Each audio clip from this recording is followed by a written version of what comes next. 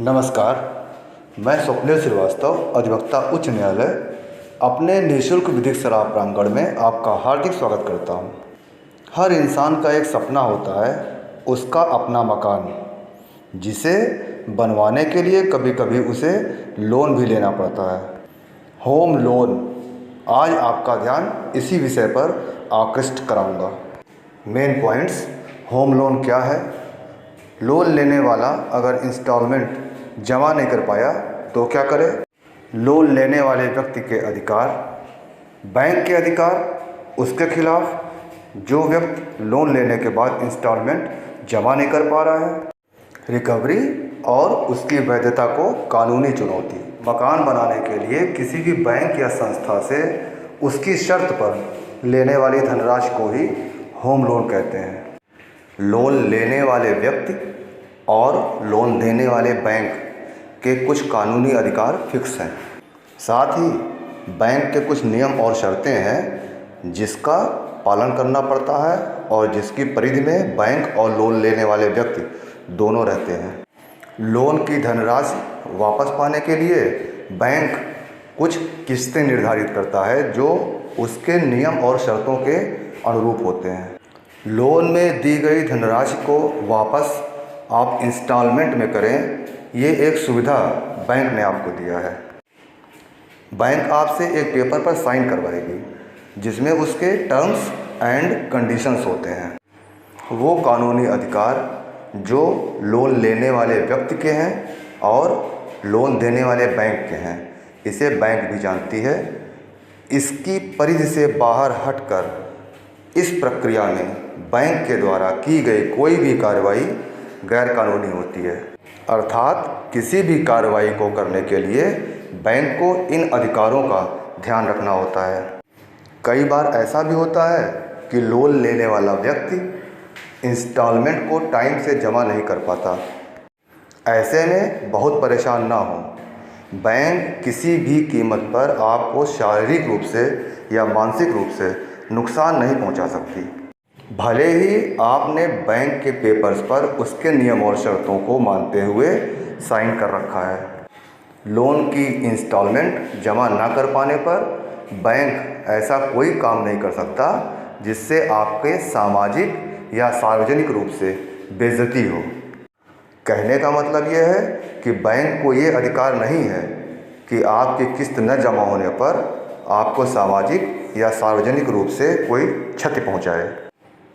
Instalment जमा न कर पाने की स्थिति में बैंक अपने दिए गए लोन के धनराशि की वसूली के लिए अक्सर प्राइवेट एजेंसीज़, जो रिकवरी एजेंट कहलाते हैं, उनका सहारा लेती है।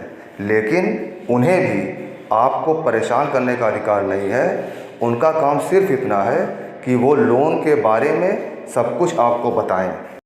इसके लिए वो सुबह 7 बजे से लेके शाम के 7 बजे तक ही आपके पास आ सकते हैं।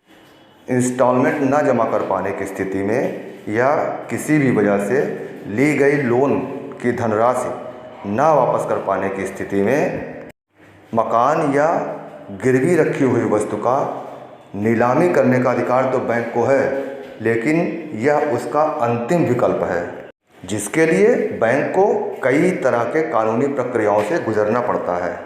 नीलामी से पहले बैंक आपको नोटिस देगी जिसमें आपको अतिरिक्त समय दिया जाएगा, वो भी आपकी स्थिति परिस्थिति को देखते हुए। बैंक ने आपको लोन में ली गई धनराशि को वापस करने का एडिशनल टाइम भी दे दिया। कई बार ऐसा होता है उसके बावजूद भी आप पैसा जमा नहीं कर पाते। ऐसी सिचुएशन में बैंक आपको फिर नोटिस देगी, दूसरी नोटिस, जिसमें 60 दिन की लिमिटेशन होगी, टाइम दिया जाएगा। आप फिर भी पैसा नहीं जमा कर पाए तो बैंक नीलामी के 30 दिन पहले एक पब्लिक नोटिस पब्लिश करेगी जिसमें मकान के सेल्स से रिलेटिव सारी बातें कही गई होंगी। वन इम्पॉर्टेंट थिंग, अगर किसी भी वजह से 90 दिन तक आपने कोई भी किस्त जमा नहीं की, ऐसी कंडीशंस में बैंक आपके अकाउंट को नॉन परफॉर्मिंग एसेट्स की कैटेगरी में डाल देता है, जिसे एनपीए कहते हैं। ये बैंक के अपने नियम के अनुरूप उसके अधिकार हैं। बैंक या कोई भी वित्तीय संस्थान जिससे आपने लोन लिया है, लोन लेने वाले व्यक्ति के खिलाफ कोई भी कार्रवाई जो करता है वो सरफेसी एक्ट के अंतर्गत करता है।